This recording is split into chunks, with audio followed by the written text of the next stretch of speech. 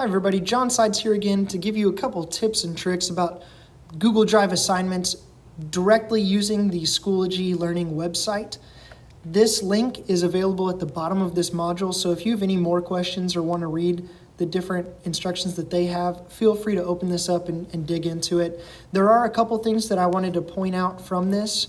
The first one is as you are adding assignments, Google Drive assignments in particular to Schoology, one thing to note is if you have a co-teacher or another faculty member that is an administrator for your Schoology course, they will not have access to the files if you are the one that created the assignment.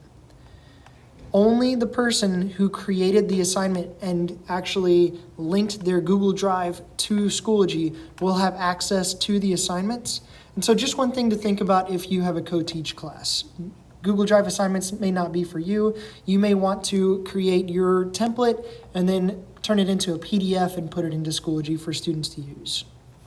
All right. Next, as you scroll down, there is the submissions tab. Under the submissions tab, students are allowed to do a couple different things. Once they submit, if you have graded an assignment or if it is past the due date, the student can't unsubmit. They can suggest edits and you can allow those edits or not. You get to review those changes and see if it's allowed. So it may be a really good thing if you have a student who needs to make up a portion of it in order to receive some credit back, right? They can edit the assignment, you can review those edits and either allow it or not allow it.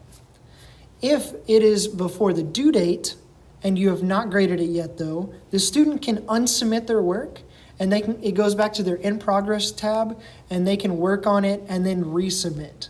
So just a couple of different things that I wanted you to be aware of as you are assigning things, and hopefully they're useful things to you. All right, hope this helps.